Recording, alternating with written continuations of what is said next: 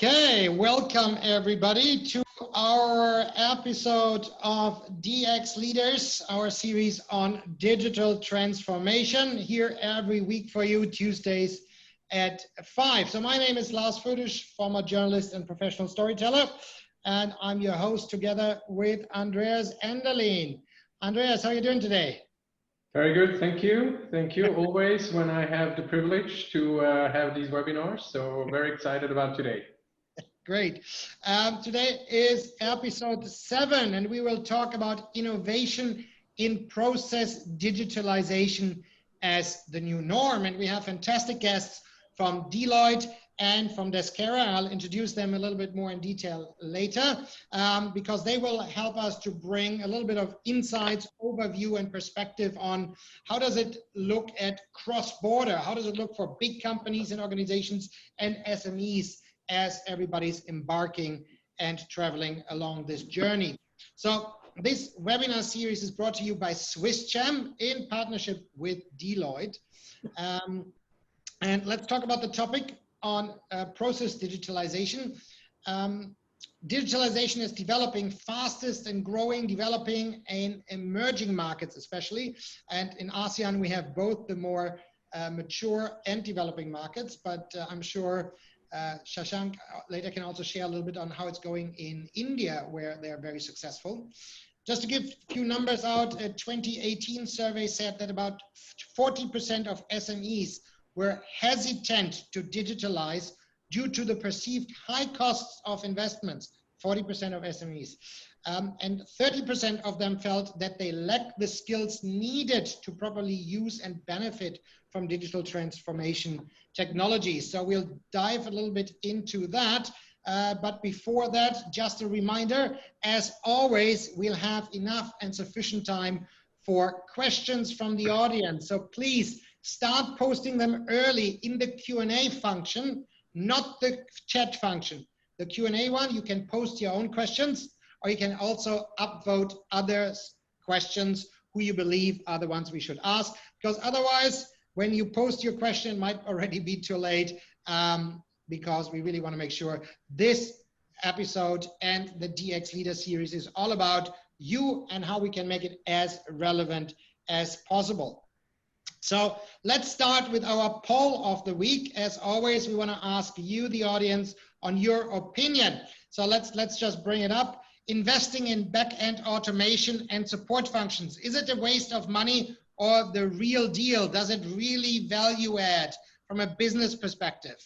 I'm sure everybody in IT services will say, yeah, of course, value add.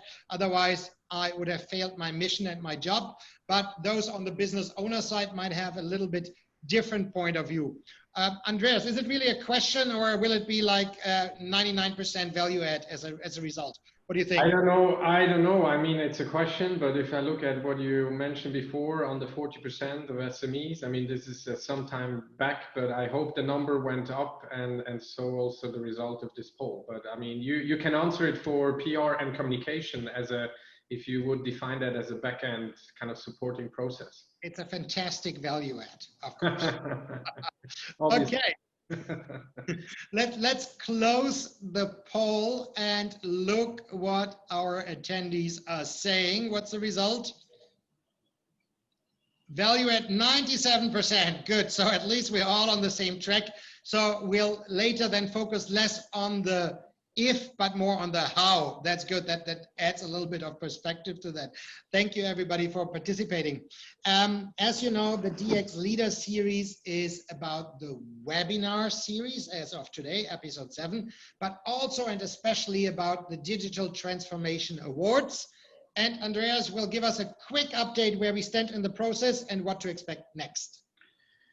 Thank you very much, Lars. Yes, so let's quickly go through where we stand with this Digital Transformation Award. As you rightly pointed out, you know, this webinar series is one piece of this award. It's basically bringing together as today the best experts to talk about a specific topic. So if we go one further, Clarissa, just to the quick overview, I mean, we finalized you know, the entries end of September. So we were very glad to receive 44 applications from different MNCs, SMEs, startups, and especially on the process digitalization side, we got in some very nice applications. So this will then also provide us a platform for our pitching nights that will take place in a few weeks' time to showcase what we are actually doing here in the region.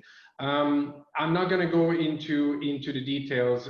Obviously, what is critical is the team behind what happened over the last couple of weeks. So again, a big thank you.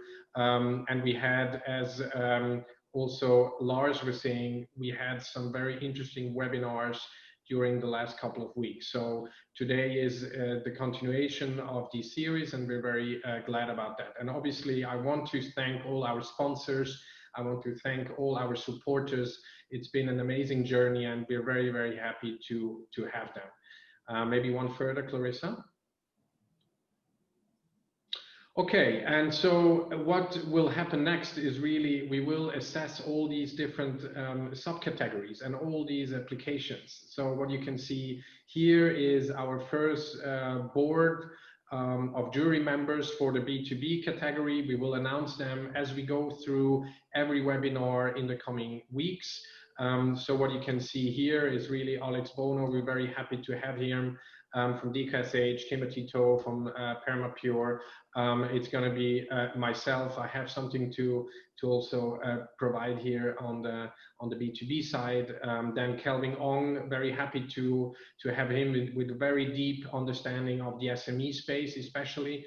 Joachim also has been working in the venture environment, working with MNCs and startups, and I think he will provide very interesting perspectives on that kind of world between the MNCs and the startups. And then Cyril Reol, which has an interesting picture. We will get to know him very soon. So if you dial in, you will see all the complete faces here also. One further.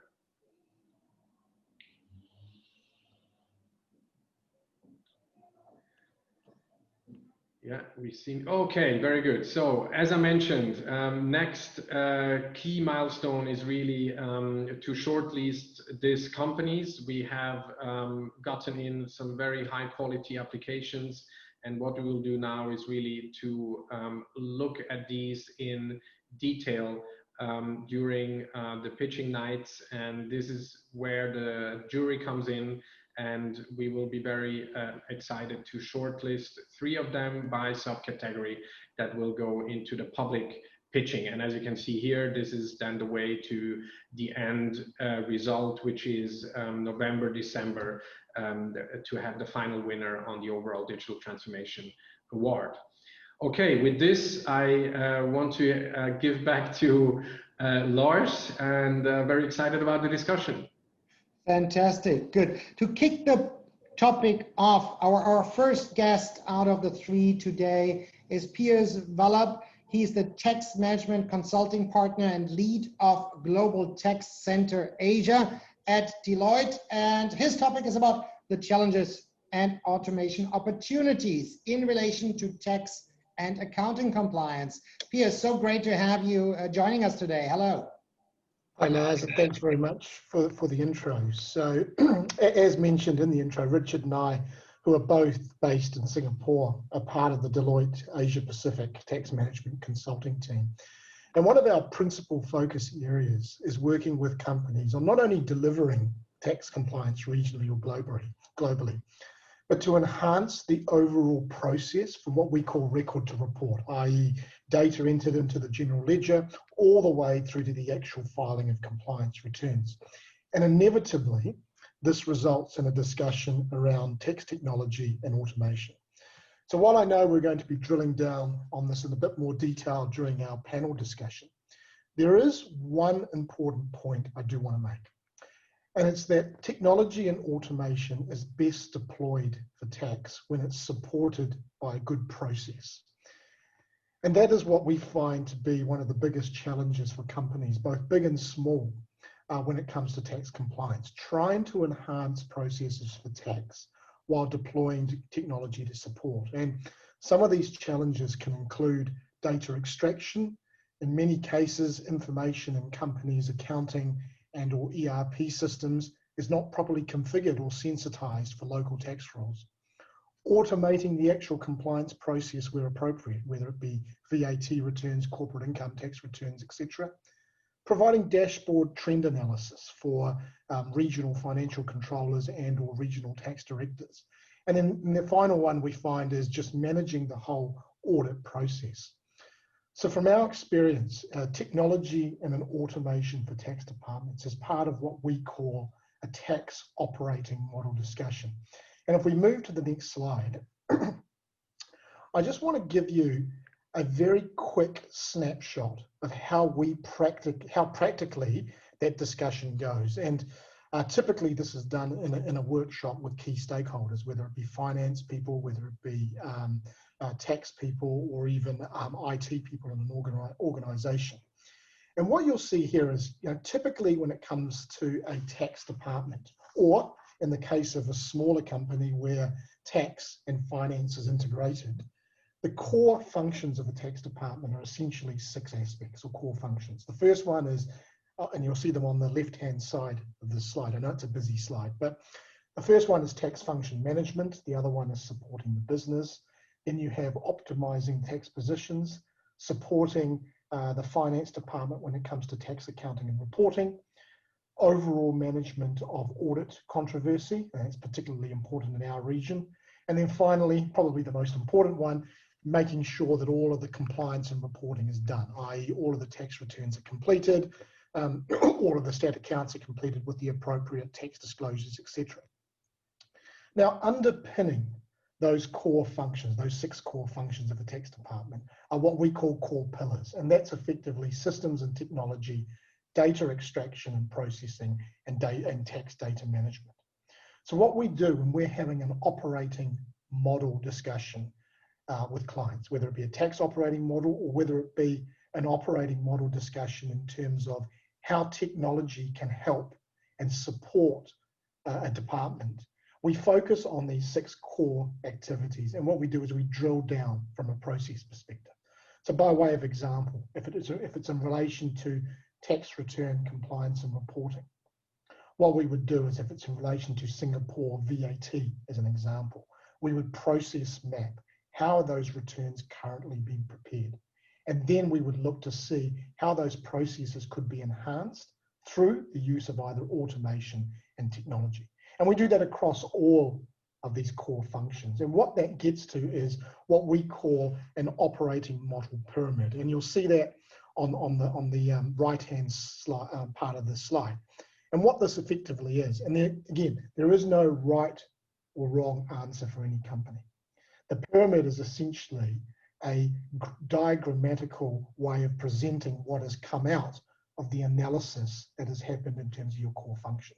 So in this case here, we may have a situation where a company has decided, for whatever reason, that they want to mainly retain some of the core compliance in-house, whether it be the VAT returns, etc. But part of that is moving some of that compliance, moving some of those processes into a shared service center. And then what they're looking to do is enhance that shared service center processes with enabling technology and process automation.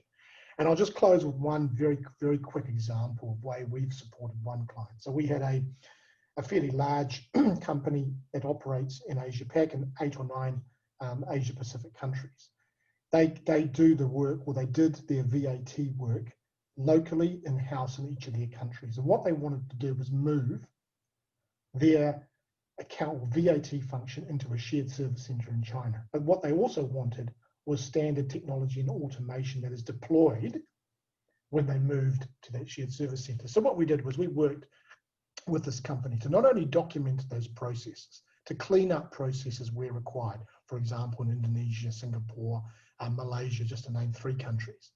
And then what we did was we automated, or we provided a standard VAT tool for the shared service center to use. So that's one example of way a company has gone and done an analysis of, one, understanding their processes, and then deploying technology, in this case it was a VAT tool, across multiple jurisdictions, while also getting cost efficiencies by moving some of that function into a shared service center. So that sort of briefly encapsulates what Richard and I do. You know, we spend a lot of time with both clients, large and small, in terms of having an operating model discussion in terms of how tax is managed, in whether it be in a local country or whether it be regionally and or globally, and how we enhance that through the use of technology and other automation tools. Lars, I'll pass back to you. Thank you, Piyus. That's very interesting to see that from a really big scale and overall perspective. You already mentioned Richard Mackender. He's the Asia Pacific Indirect Tax Leader at Deloitte. Richard, also welcome to you. Very much. Yeah, and if we can switch off the slides, quick note at our background team. And last but not least, we have Shashank Dixit with us. He's the CEO of Deskera. Hi, Shashank, how are you doing? Hello, Lars. I'm good. How are you? Good, fantastic. So we saw that from a very large tax perspective overview just now, what Piyus shared. So at Deskera, you're looking at very small SMEs up to enterprise level, right? So it's not just the finance or tax team you're dealing with, but also HR, sales, and of course, IT departments, who are normally the departments that give you the biggest headache when it comes, hey, we want to get that super app approach and digitalize everything, but who's normally driving it and who's basically pulling it back the most? Yeah, I wouldn't call it a headache. SMBs, especially in this region, are hassled a lot. They pay far more in other taxes. I call that, not very articulate taxes. Taxes like multi-currency, right? Taxes like multi-regional taxes, which they're not aware of. So Piyush spoke about VAT. There's SST in Malaysia. We had GST last year. SMEs don't set up business. Nobody gets in the morning and says, I want to pay taxes or, get my accounts right? They want to get more customers. They want to grow their business. And unfortunately, this region suffers from this over-regulation and, lack of one single currency or lack of one single anything. Like Europe has one single currency. And that's what I'm sorry about this plane that's making this sound. We suffer from that. We are not Europe, we are not US, and we are one of the most impoverished regions in the world. We have Indonesia, we have India, we have Malaysia, which need a lot of help, and SMEs suffer from that. So we help those SMEs get on our platform and get those answers. But then, if I can follow up on your question, so you said SMEs, especially smaller enterprises, they're thinking sales first, and then finance and tax later, right? So is it then normally sales or the business owner who wants to digitalize, or who's normally driving that journey? I think it's mostly, of course, the business owner, but you have to realize, it's very easy to spill boundaries over here. You could have an office in Singapore and then have a back office in Johor, and you can have a small setup sitting in Batam, and suddenly you're in 3 countries. And whether you like it or not, you need to now submit 3 taxes. You need to have 3 jurisdictions sorted out. So digitalization is now like the most important thing you need at that moment, right? Because without that, you can't get anything done. So it's a must-have here.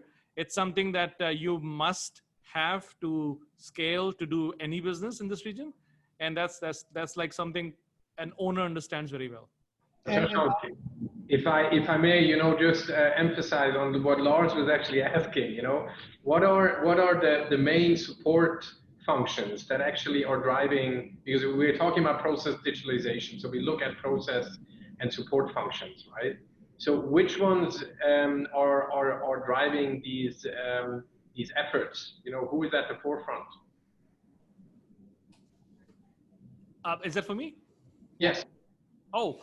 So, if you look at an SME is like it's a very abused word. So, I'll use it very carefully. They're like a family for the SME. So most of the SMEs here are run by a family, and they have their, the family members, making the most of management, and then they have the first and second line of management. So it's always the entrepreneur, always the owner, always the MD that drives that change. And if they don't get that, it's very hard for anybody else to drive that change. And that's one of the reasons why this region has historically been, been not at the forefront of technology, because the SME owners drive every decision here. I mean, we know that they're micromanagers, and not because of any bad intention. It's just how this region has been. It's kind of very paternalistic, and that's breaking. That's breaking because of the reason I just said, but it's driven by the owners.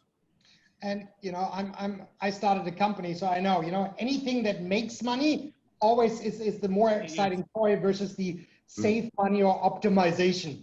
Yes. and that can maybe that changes with the size of an organization. I don't want to go into a definition of SMEs up to 100 million or 500 million. Let's just say smaller business and bigger business in the interest of today. Maybe for Richard, what about especially the tax kind of thing? And Piyus just said there are 6 core functions that are involved in the bigger projects. Then from your perspective, who are the ones that are more like, yeah, guys, we need this, it's overdue, let's all make it happen, and others like, hey, 5 steps back, it worked for the last 10 decades, let's not be hasty about it.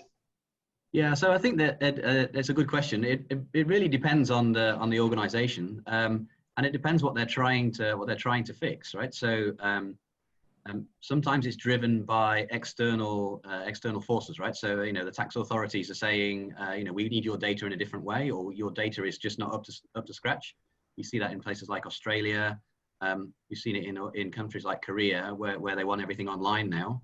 And that drives then a focus back into the data and how it's processed and how it's extracted. So that's sometimes a driver. Often we see it with IT. So IT is looking at what's happening with the underlying ERP system, for example, and needs to upgrade it and get it sorted out. So IT is pushing to get it sorted out. It's not normally tax, to be fair. It's not normally tax that's asking for something to be changed, as you said. Then in many organizations, then the process works.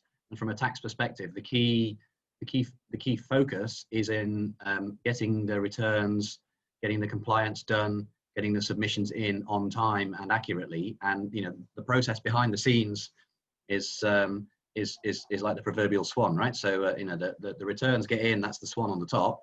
Underneath, all of the admin, all the manual changes, that's the legs paddling like crazy to get it there. So it's not normally we would see tax driving, right? It's often tax being pushed to get things done. That's just the way it is, right?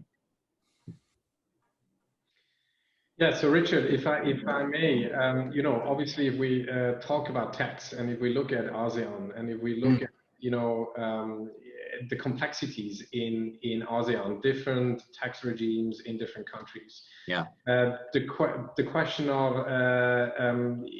also ASEAN as an entity trying to harmonize tax systems and so on. I wouldn't go as far as harmonizing tax systems, but making sure there are common rules kind of in place. I mean, what are the challenges that you have seen over the years here in ASEAN specifically?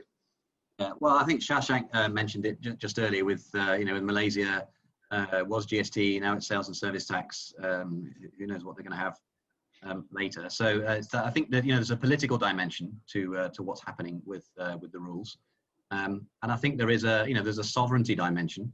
So all of these jurisdictions want to make sure that they get their slice of the revenue, and all of these jurisdictions. Even Singapore need to make sure that they maximize revenue. That tends to mitigate or tends to push against a drive to harmonize and standardize, because countries see things their way, relevant to how they've done it culturally, how they're structured, whether they are common law jurisdictions or not. Right, that those things also drive how they look at tax and how they should be standardizing. So I think it's a long way, I would suggest, before we see harmonization in the way we've seen it in the EU kind of structure. Having said that, then we see in customs, in the customs and trade space, then there are movements, right? We've got the single window for ASEAN, where they've all come together. and kind of looked at a standardized way of providing forms and data from a customs reporting perspective. But that's because there's a common interest in making sure that that works the right way, because everybody wants to move the goods around efficiently and then tax them, right? As soon as they get on shore, and we want our customs duty and our revenue from that. So there's a kind of there's a motive for why they would want to harmonize and standardize that, which you don't really see from the other taxes, because they're an onshore domestic thing, and they want to make sure that those are maximized to pluck the maximum number of feathers from the goose as possible. So okay. Yeah, we're still quite away from tax harmonization, as you call it. I mean, like what we have in the EU and so on. Yeah, I mean, I think you can see for some areas of tax, we look at digital taxation with platforms and the services that they provide through the platforms. Then through no real drive to harmonize, then we are seeing similarities, right, in how they tax, because there's a consistency in a sort of a standard approach in the best way to do it. So countries are then adopting that and applying that in their own country. So you end up with very similar rules, albeit applied sort of not all at the same time. And sometimes they tweak what it applies to. So that's also a driver. But again, that's an example of where something is kind of efficiently set up for a more consistent reason, rather than making life easier for taxpayers in country. Yeah. Okay, and on the digital tax front, you were just mentioning, I mean, that's obviously an interesting topic for a lot of our people here on the webinar. So what's the situation there? I mean, are we going to see a push like we can see in Europe, or? Definitely are. So from an indirect tax perspective, which is my day job, then we are seeing that. Singapore and Malaysia introduced a tax on digital services, cross-border digital services, the beginning of this year. Thailand is looking at it right now, passed some laws going through Parliament. Indonesia stood up their tax a couple of months ago. Philippines is processing it through their parliamentary cycle. Vietnam has some rules that they keep postponing, but are there. So, from a Southeast Asia perspective, we will get digital taxation. If you look outside Southeast Asia and go into Asia Pac, then most everywhere else has already got those rules in place. So that is a new fact of life. And I was reflecting when Shashank was talking about it, then about his model and how he does things. And COVID is a real driver for digitalization. And governments are going to benefit from the fact that we've digitalized. We're providing services electronically through platforms or through websites, and governments want to make sure that they get their share of that. Okay, and maybe one extension of that question obviously goes into the topic around GDPR in Europe and data protection here in Asia. I mean, and maybe that's a question to Piyus. What is your view, on data protection here in the region, and how is it different from the European point of view? It's not particularly different from a data protection perspective. What we're seeing, I'll use an example, right? I get involved in a lot of regional compliance and global as well. So, for example, Deloitte might be engaged to perform tax services globally for a company, and I'm responsible for Asia Pac, right? The first question we talk about during transition is in terms of how are we going to get data from our clients in a secure manner? How are we going to store that? And it's particularly important now for most of the transitions that we do. We often have a CIO, a technology person involved in the discussions, along with the finance person, along with the tax person, to talk about what data protection we have in respect to the various tools that we use. So, for example, for large contracts, a lot of service providers use an engagement management tool where clients upload data, and we need to have certain protection around that, which meets the government and security guidelines of certain governments. A lot stronger in Europe, but we're seeing, because we're dealing with a lot of companies that are either Europe headquartered, operating in this region, we have to abide by the same data protection laws as well. So I wouldn't say that it's fundamentally different in Asia Pac. And in fact, if anything, what we're seeing is enhanced data security, because often we're dealing with companies out of China, which comes with various issues as well. Yeah. Okay. And what kind of tips would you give? You know, the typical SME owner, if we may, you know, pick on your brain a bit. What tips would you give him or her on data protection? I mean, how should he adhere to the regulations and make sure he can break the law? It really depends on which regulations you're talking about, because there's a whole host of different regulations when it comes to data security. I'm talking about it from a very micro angle, from a tax and accounting disclosure perspective as well. But then you often get it. You're also talking about data in relation to client data that you're holding as well. So there's a whole bunch of different rules that apply there. I'm not the expert on that, but we have talked to many clients about what they need to do from a certain prerequisite from various countries. And for example, you might have in Singapore certain rules that certain client data must be deleted after a certain time, or it must be secure, etc. And you need to get advice on that. A lot of that is from a legal perspective, not just an accounting and tax perspective as well. Certainly from a tax perspective, there are certain requirements that you need to have in terms of storage of data, and that's a requirement that you have to have, and it's on your systems. It has to be secure. How you share data when it comes to income tax reporting, etc., across countries. There are various regulations around that as well. Okay, very good. Lars, you're on mute. Shashank, I want to drill down on the SME viewpoint again. Data protection, those laws. My assumption, and correct me if I'm wrong, it's not really at the forefront of any SME owner. It's more like get shit done, right? Look, if I have to be politically incorrect, obviously, which I mostly am, apologies. No, we just have 1% of SMEs using any technology. Forget about, we spoke about that, right? My biggest competition is not a company. My biggest competition is pen and paper. My biggest competition is ignorance. I have never found a SME who I walk into and they say, we use all technology. We are cool. we have everything. Nobody says that. The biggest challenge here is education. Biggest challenge is adoption, bait and switch. There are a lot of products in the market. They don't know what to buy. You can go to a website and they don't offer demos, and SMEs don't know how to use their product. So they spend money and they don't get it. So there's a whole, it's an area where SMEs struggle a lot, and technology itself is very scary, right? So data protection is in one big shot. I can tell you 3 things and that can scare you. I can tell you 3 things that can make you very happy. Like you can share files with your employees any way you want, makes you happy, get everything that make you happy. And I can say, look, your numbers will be out for anybody to see, right? I can scare you in three sentences, right? So it's something that we are just scratching the surface of. My biggest challenge is SMEs don't have the right education. We are very early in that process. China has escalated that over the past 10 years. And I keep repeating the story, Alibaba. What's the platform that Chinese SMEs use? What's the platform they use for tax? Can you give me a name? Because of course that company has to be a billion-dollar company, and that company is Alibaba. Alibaba gives you the tax information you need.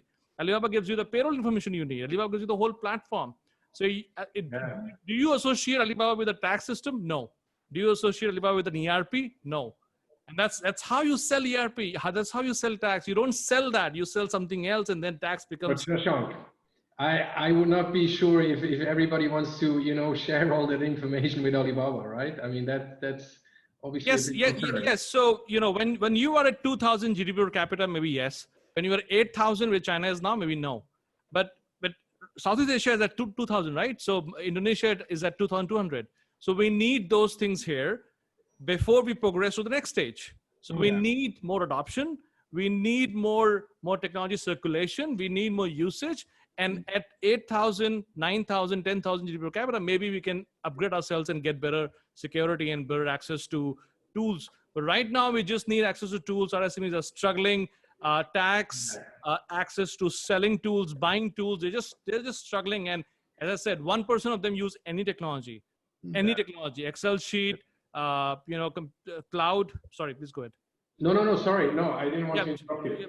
Just any technology. I mean, it's not as if they're using a brand or product. Any brand that makes to 5% will be $1 billion brand. Yeah. And we have none. We have no brands. We have no cloud brands out of Southeast Asia. We have no single player. I'm trying my best, obviously, but it takes a long while. A lot of capital. I want to jump on you're trying your best, because I know you're very present in Southeast Asia, and you're also betting big on India, right? So in Singapore, as an example, developed market, and the government year after year pumps millions or billions into educating and supporting the SME sector to digitalize. Compared India, very different, but you said, you nearly have a high number of people that just download the app and just do it. So what's actually the best way on, then getting SMEs online and digitalize? Is it just giving them the best product and they don't ask the why? Or do they still need that hand holding and support that we see in other parts of the market? Yes, so that's one of my, again, pet peeve. An SME is the sum total of the supply chain.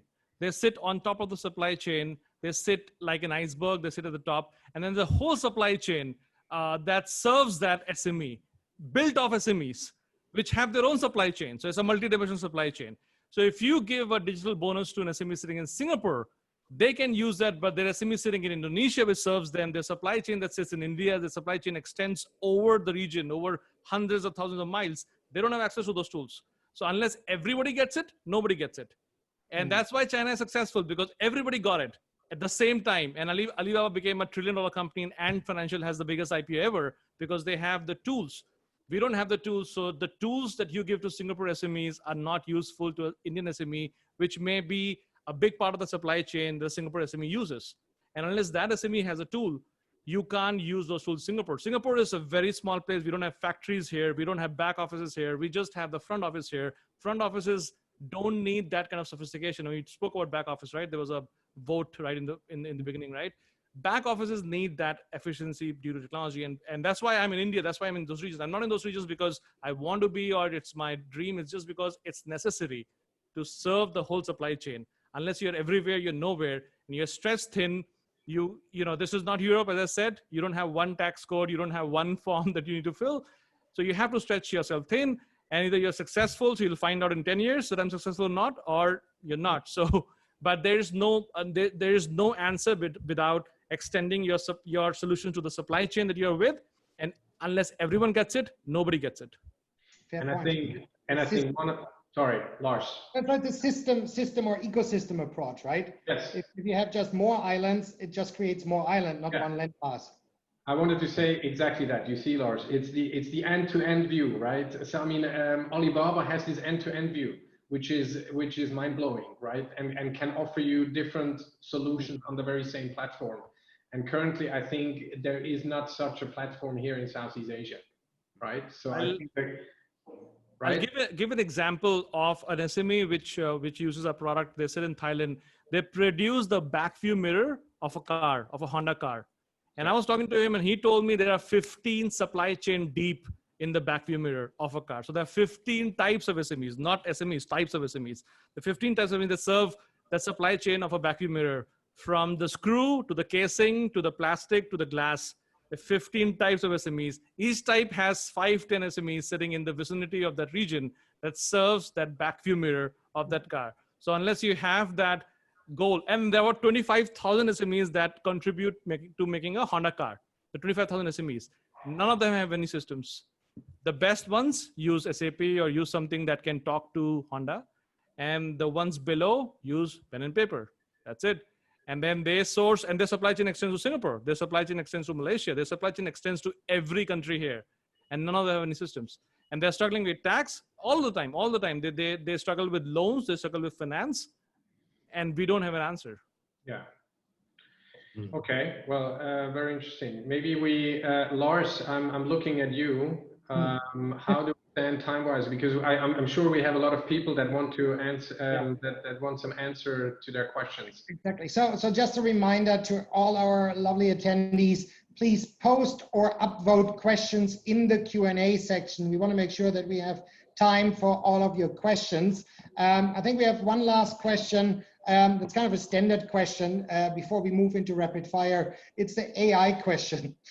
Normally Andreas always asks it, so now I do it. Is AI, as a buzzword, helping us in tax compliance, or is it just, it's just coding it right, and then it doesn't matter what label you stick on it? Piyus or Richard, you want to answer that? Yeah, I do have a view. So, but I along with Indirect Tax, then I'm also our innovation, Southeast Asia innovation lead. So, one of the things we're looking at is exactly how we can make all of these cutting edge technologies relevant. And it's not just in tax, right? It's in process. But there is a use for AI in our compliance process, particularly in terms of data access, data upload. Being able to sort through the data pieces and arrange them into a more useful kind of file format, listing structure, so on, or to flow through. Say, Shashank was talking about just helping with tax rules. Then AI can help in terms of what is the appropriate determination for this transaction in this jurisdiction. AI can help with that stuff. So there is a role for it. I think it's a sophistication issue, right? So asking an SME to go all out with AI is probably asking them to go too far too fast. Asking them to automate the process a little bit so that the data process is smoother and they don't have to spend so long with the pen and paper. That's maybe a sensible step in terms of how they can start to move up the chain. So, Shashank, then your point of view directly to what Richard said. What I understand and what you said, the SME doesn't bother that much on what's the technology. So is it AI or not? But does it solve a problem? So do you see actually then, instead of do you see that AI can be extremely useful for the SME sector as it helps them to understand things better, get things easier done, or it's just, that's the 20/80 rule and, let's talk about it in 5 years? That's a 1 hour session that requires a 1 hour session. But yes, in short, the answer is yes. At some point, AI will help. Yeah. At some point, something has to give or we'll devolve into chaos. So we need to find a solution. And I think humans can't train humans fast enough. So it has to be AI, and the way AI is evolving.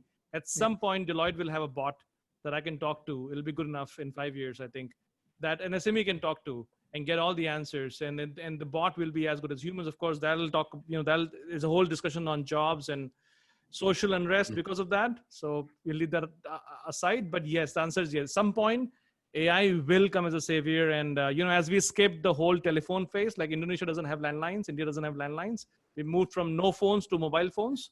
We probably moved to no systems, from no systems to AI systems. And that's the hope. Okay, cool. And how do you know that not half of us are actually bots already?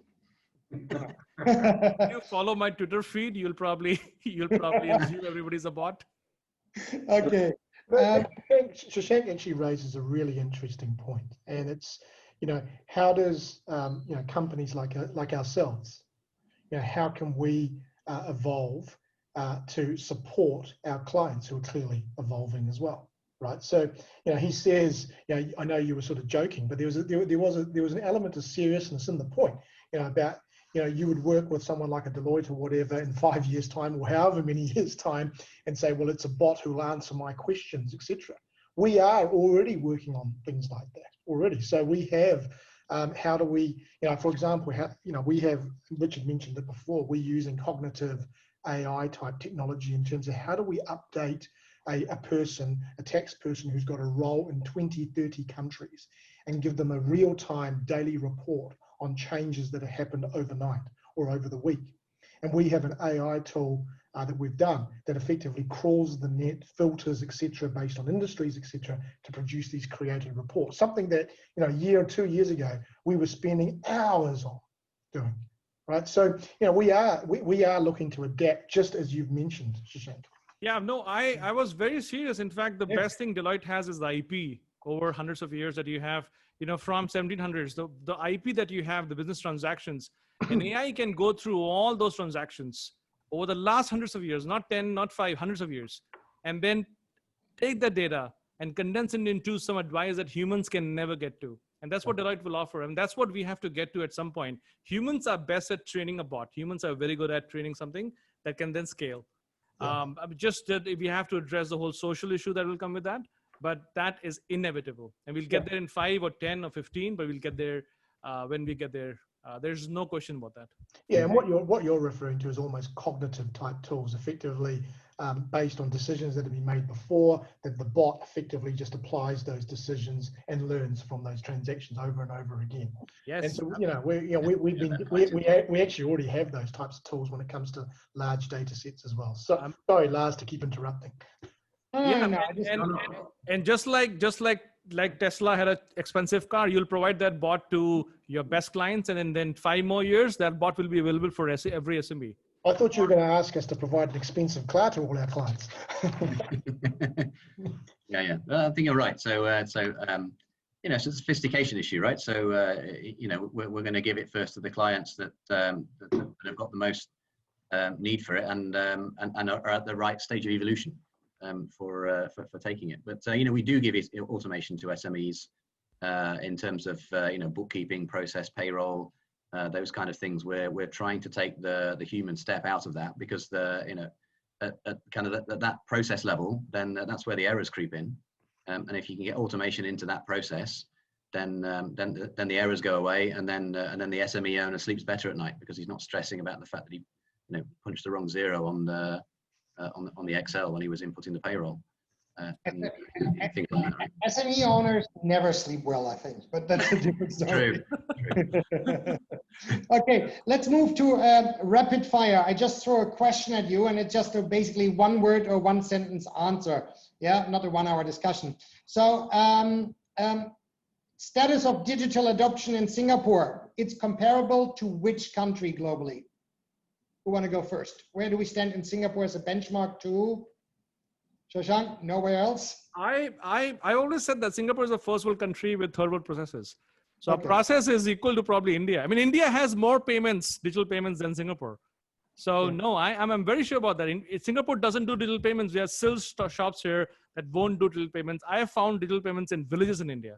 And of course, China, and of course, Vietnam, and of course, parts of Indonesia. So Singapore, no, we are very complacent. I mean, we are very complacent. We are very, we are very confident that's good, but we don't change quickly. So no, it's not at par with any of the first world countries. Okay. And then that's true with the US as well. I mean, to be honest, even US doesn't have those systems and structures in place. You can't do your payments online as well as you can do that in China or Vietnam or India. Piyus and Richard, from your point of view, digital adoption status in Singapore, where would you put it in an international context?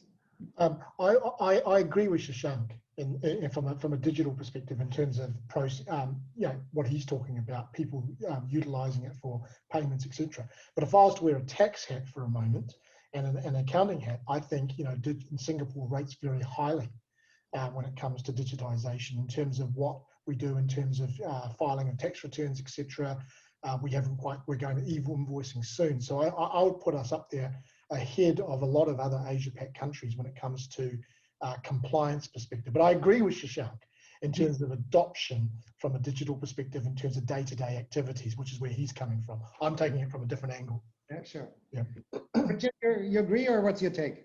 Yeah, so I think I have to agree with both, which is a really lazy way to close this cycle. But I hear what Shashank is saying, and I think that's right.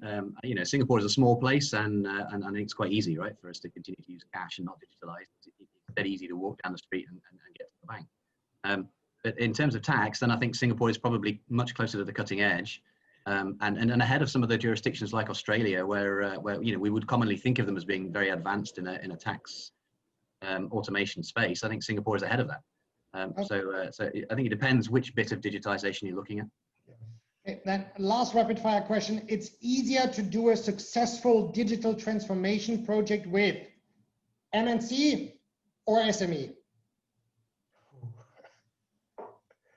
That's a difficult question. It's never an SME. You can take a guarantee. With an SME, you have an option to work with an owner, and then he can change things as he progresses. MNCs, it's almost always difficult. So I would rather go with SME. I would agree with Shashank. Yeah. And again, I'm taking it from a different angle to him as well. If I was looking to enhance processes for deployment of potential technology for tax or whatever it might be, more likely to be within a small ERP system, right? Less moving parts. Yeah, exactly. And there's less politics. Yeah. Okay. Yeah. I would say the same thing. I think with the SMEs, then you can get to the owner, and the owner can make the decisions, Exactly. and you can get the process done quickly. If you go into an MNC, you've got layers and layers and layers, and bureaucratic inertia and data all over the place. So it's quicker and faster with an SME for sure. Fantastic. And they're more hungry for it, right? So they really want it because they can see the benefit, because it's adding to their bottom line. And it's possibly more binary. You do it or you don't do it. Versus in an MNC, it's just so many layers of I have to do it, but I don't really want to do it. Yeah, so I'll do it next year. Yeah. Okay. Over to the questions and the Q&A from the audience. Andreas, you want to take the first one, or? Yes, so maybe that's an extension of what we were just discussing. I mean, a big topic is obviously return on investment, right? I mean, SMEs want to, as MNCs, want to look at return on investment. So how do you convince your clients, maybe to you, Shashank, and then over to Deloitte? How do you convince them that actually the investment is worthy? So we are going the other way. We're making the app free. We have made the app free, in fact, and we're going the Alibaba way. What is app free? Sorry. We have made the app free. The app free. The whole platform is free. Yeah. So you can use it for free, and it's a freemium approach. You use it for free. If you make money, you give us a percent of your transaction fee, or we'll bill you as part of a bigger package later on. But right now, you just get started, because proof of pudding is in eating. And SMEs are typically very skeptical about processes and new technology. So you give them for free, let them use it. That's why I said, transformation for an SME is easier, because it's just a matter of cost. For an MNC, you can get the cost, and yes, they will agree, but they'll never get started. But an SME, they use a platform, they like it, and if they like it, they're going to use it, and they love it, and then they're going to just scale on it. And that's what we have seen Alibaba doing in China. So same model, we don't have to reinvent the wheels. Okay, maybe over to Richard. What's your convincing argument that SME should work with Deloitte? So I think we understand SME market as well. So although we've got a big brand name, then a very large portion of our clients are in the SME space. So we do understand what they need and how they do it, and we do need to drill it down to ROI. Otherwise, it's not worth it for you or for us. It's a very dismal experience to do that. So we would want to look at it, and we would want to show ROI, and it depends what you're trying to achieve, right? Whether that ROI is in terms of a cash saving, or is in terms of a headcount saving, or a new product into the marketplace faster. So we would look at that and then drill it down and then figure out, okay, what is the investment bit, and then what do you need to see for return, and help you to build that out. But it has to work from an ROI perspective. Otherwise, it's a miserable experience all around. Yeah. Okay. There is another question from the audience. That's for you again, Richard. Can you share what is covered under government tax digitalization initiatives? That's a very broad question, but maybe you can deep dive. So I'll give it a go. So there are two angles to it. So the first angle is around electronic suppliers of services, and that's around supplying from offshore to onshore in a digital way. So digital services, or the Amazon's, Alibaba kind of platform type activities, and there then governments are trying to tax the consumption onshore to try and get some revenue out of it, because otherwise all of the benefit goes offshore to where the platform or the service supplier is located, and that disadvantages the local ecosystem. That's the first bit. That's an indirect tax structure. The second bit is around corporate taxes and a whole attempt to kind of reimagine how we tax profit, to try and bring profit onshore to where these big organizations make the most of their money, as opposed to where they book their profits. And that's a massive exercise. We've seen daily news from the US versus France versus Germany versus this part of the world, to try and figure that out. That will in the end happen. it'll be a compromise and a mishmash like everything else. But they are going to do that, and that's going to fundamentally upend the way that we look at corporate taxation. And you know, Shashank was talking before about the fact that it's already messy. Well, it's going to get really messy when we go through the DST regime, and then overlay that with the ESS digital services taxes regimes as well. It's going to be very, very complicated, and then we will need AI definitely for all of us to be able to keep up with what's going on. And it's going to be a good world for Deloitte, because you know, you will be needed more and more. Right. That's right. And my children and my grandchildren, I think. Very good. Okay, Lars. Next, any other questions? Last or second last question. It's a long question, but in the interest of time, if we could get a short answer to that. So one of the attendees asked, I don't see harmonization ever being an option for APAC, Asia Pacific, due to the political profiles here. Tax will always be different. And as an SME owner, I would be more concerned about getting my sales up. And then tax is an effort, is an end product of being successful commercially. So then if I think about that, then software should actually help me to automate that as much as possible.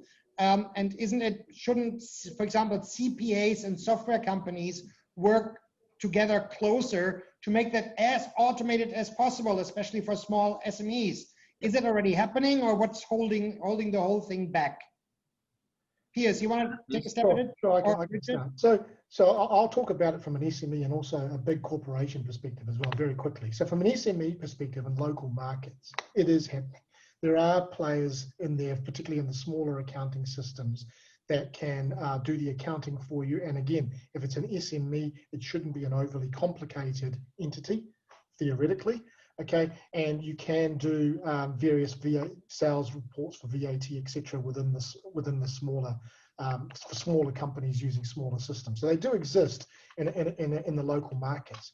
If I talk big picture though, for large companies, because this is a really huge issue for the really large MNCs. Okay, and the question is, you know, Asia Pac is not there's not much harmonization. Completely agree. Where we're seeing more ways to address the harmonization for big companies is possibly really big right now with a lot of the big providers, SAP, Oracle, etc., moving to the cloud. You know, you've heard of S/4HANA, you've heard of Oracle Cloud, and this is an opportunity to effectively what we call tax sensitize information within the ERP system. So you remove all the reconciliations that you're doing in Uncle Excel outside of the ERP system. It's projects that we've delivered quite a lot on with companies. And you know, when it comes to these very large ERP deployments, you know, tax departments often free up budget from finance to be able to do that sensitization bit. So, you know, from a small business perspective, though, you know, there are various operators that do provide local accounting software. So maybe, Shashank, I'll pass to you from your perspective as an SME person. So first of all, I think the person, I'm reading the name, I can't, David Moore. Yeah, so we'll never get the harmonization done. SMEs are very creative, and I'm not sure if you've heard of the word dropship, but we have basically invented a new way of doing business by not moving things over the borders. So the SMEs and the technology we use, we always try to innovate. Dropship is a new up and coming way of delivering something to your customer without even touching your borders. So you can sit in Indonesia, set up the whole e-commerce platform and not even bring your goods inside Indonesia, which would cause custom hassles and so on and so forth. So we're inventing new business processes, business ideas just to circumvent this problem with the borders. Technology always will find a solution. We are going to find a solution. We have found a solution in a way where if you use my platform, for instance, I'm not plugging my product, but we can do your taxes for the 4 countries or 5 countries you're in. My point is we'll find a solution. We are in the golden age of technology, cloud, and we have the will amongst the people to use this technology, which was not there 5 years ago. So yes, we will find a solution. We are finding solution. It's not going to be easy. It's not going to be straightforward. Dropship is an example of that.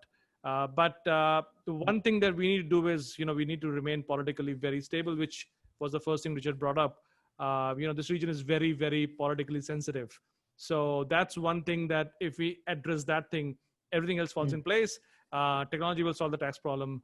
Piyush will come up with brilliant bots in 5-10 years. So Okay. we're getting there faster than than we thought we would. So there's hope. There's a positive graph. There's a positive curve, and technology will solve those problems.